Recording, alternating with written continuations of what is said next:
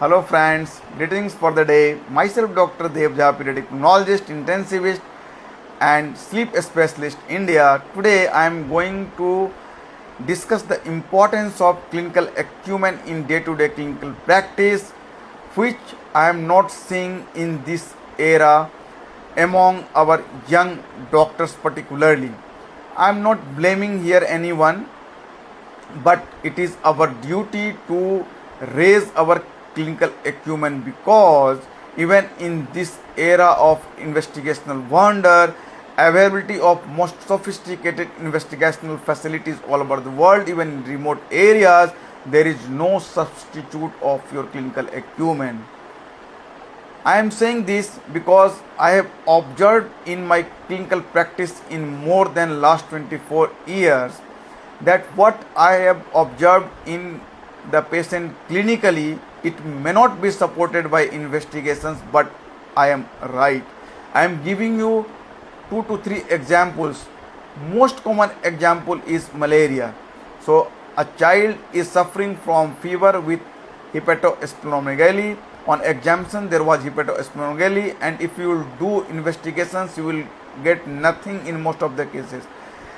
CBC will be normal most of the time, malaria antigen will be negative, but it is malaria clinically because you have taken a proper history of fever with chills and rigor, and you have examined a child and you have got hepatosplenomegaly, and sometimes in ultrasonography also this hepatosplenomegaly will not be noticed because it is observer dependent.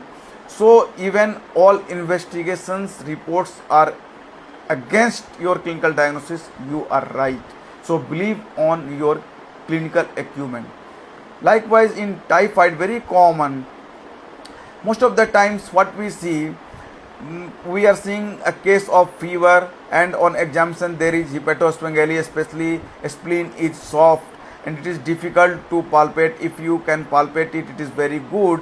So in these cases also the common investigations in the form of Vidal may be positive, may not be positive, typhoid may be positive, may not be positive, blood culture will not come positive all the time, it will be positive in only 70% of cases. So you have to rely on your clinical acumen.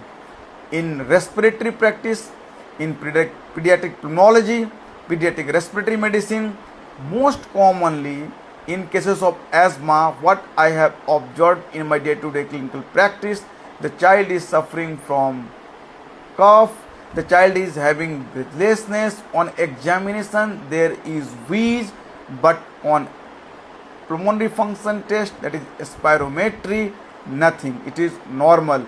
Even when we suspect that the child is not able to do spirometry properly, so go for FOT or IOS. It is easy for any child to perform. Any child means child above 2 to 3 years of age can perform, because it is done in tidal breathing. So even in that sophisticated pulmonary function test, it will be normal, nothing will come.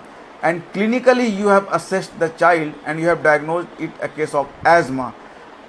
This is the reason your clinical acumen should prevail. So try to develop this clinical acumen by taking history properly, repeatedly, by examining the child repeatedly after learning it properly. And this is the way you will raise your clinical acumen. So if you want to raise your clinical acumen in pediatric respirology, please join fellowship program in pediatric pulmonology with bronchoscopy and sleep medicine under Respiratory Foundation of India. Be aware, take care, thanks.